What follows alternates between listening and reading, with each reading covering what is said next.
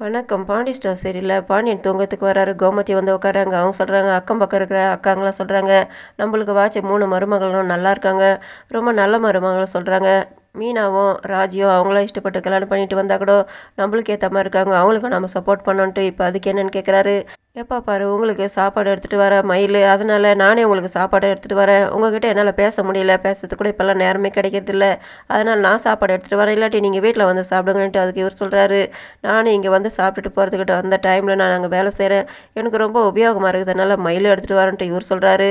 இவங்க எவ்வளோ தான் கேட்டாலும் அவர், நீ ஒன்று சாப்பாடு எடுத்துகிட்டு வரது வேணாம், தங்கமயில சாப்பாடு எடுத்துகிட்டு வரேன்ட்டு அவர் சொல்லிவிட்டு இவர் பாட்டு தூங்க போய்ட்றாரு. இவங்க ஷாக் ஆகுறாங்க.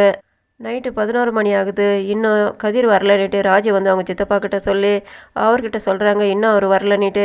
அவனோட ஆஃபீஸ் எங்கே இருக்குதுன்ட்டு எனக்கு தெரியும், ஆனால் அங்கே இருப்பான்னு தெரியல, தான் சாப்பாடு கொடுக்க போயிருக்கால, வீடு விட தானே போயிருப்பான்ட்டு அவங்க ஃப்ரெண்டுக்கு ஃபோன் பண்ணல நேரத்தில் கதிரே வந்துடுறாரு. ஏன்னா மாப்பிள்ள இவ்வளோ நேரமான்ட்டு. ஆமாம்மா, நான் சீக்கிரம் தான் வந்துட்டுருப்பேன், கடைசியாக ஒரு ஆர்டர் வந்து அதனால தான் லேட் ஆகிடுச்சின்னு பேசிக்கிட்டு இருக்காங்க. அந்த இடத்துல பாண்டியன் கோவத்தோடு வந்து நிற்கிறாரு. வெளியில் போனால் வந்தால் இஷ்டத்துக்கு வந்து போகிறதுக்கு இதுனா சத்திரமா அவங்க இஷ்டத்துக்கு வருவாங்களா போவாங்களா, அதனால் 10 மணிக்கெலாம் வரலனாக்கா இதுக்கு மேலே நான் கது போட்டுடுவேன், அதுக்கப்புறம் வெளியில் தான் தூங்கணுன்ட்டு அவர் திட்டுறாரு.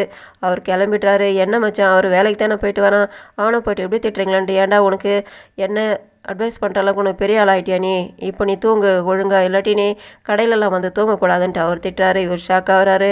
பொழுது விடிஞ்சு செந்திலும் கதிரை வந்துட்டு எக்ஸசைஸ் பண்ணிக்கிட்டு இருக்காங்க. எதிரில் குமரவேல் வந்துட்டு இவங்கள பார்த்து அவர் இவங்கள கலாய்க்கிறாரு, ஃபோன் பண்ணி அவங்க ஃப்ரெண்டுக்கிட்ட பேசுகிற மாதிரி. அதே நேரத்தில் ராஜியும் மீனா வந்து நிற்கிறாங்க. இவங்க 2 பேரையும் பார்த்து தான் அவர் உள்ளே போய்ட்டாரு. இவங்க 2 பேர் ஷாக் ஆகிறாங்க. என்ன அவ்வளோ நேரம் அவன் ரொம்ப வீம்பாக பேசிகிட்டு இருந்தான், ரொம்ப நாள் ஆச்சு அவன் என்கிட்ட பிரச்சனை பண்ணி, அதனால் அவன் என்ன பேசுகிறான்ட்டு நாங்களும் நின்றுட்டு இருந்தோம். ஏன்னா நீங்கள் 2 பேர் வந்தவொடனே அவன் போயிட்டானே, என்ன விஷயம்ன்ட்டு இவங்க கேட்குறாங்க. அதுக்கு நான் ஒரு சின்ன கல்லை எடுத்து எறிஞ்சேன், பெரிய கல்லை எடுத்து எறிஞ்சிடணுன்ட்டு பயந்துட்டு போயிட்டுருப்பான்ட்டு ராஜி சொல்கிறாங்க. அதனால் செந்தில் புரியாமல் முழிக்கிறாரு. என்ன சொல்கிறேன்னுட்டு அதை நான் அப்புறம் சொல்கிறேன்ட்டு அவங்க உள்ளே போய்ட்றாங்க.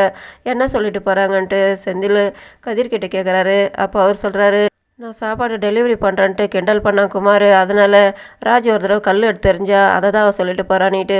அவ்வளோதான், வேறு ஒன்றும் இல்லை. ஆனால் மற்றபடி நமக்கு 2 பேருமே வாச்சிருக்கிற நம்ம பொண்டாட்டிங்க ராஜியும் மீனாவும் ரொம்ப நல்ல பொண்ணுங்க. நம்ம வீட்டுக்கு வந்து வாச்சவங்க நல்ல பொண்ணுங்க. ஆனால் அப்பா தான் அவங்க 2 பேரையும் ஒவ்வொரு மாதிரி பேசிக்கிட்டு இருக்காருன்ட்டு இவர் வருத்தப்பட்டு சொல்கிறார். செந்தில் இதோட முடியுது. நன்றி, வணக்கம்.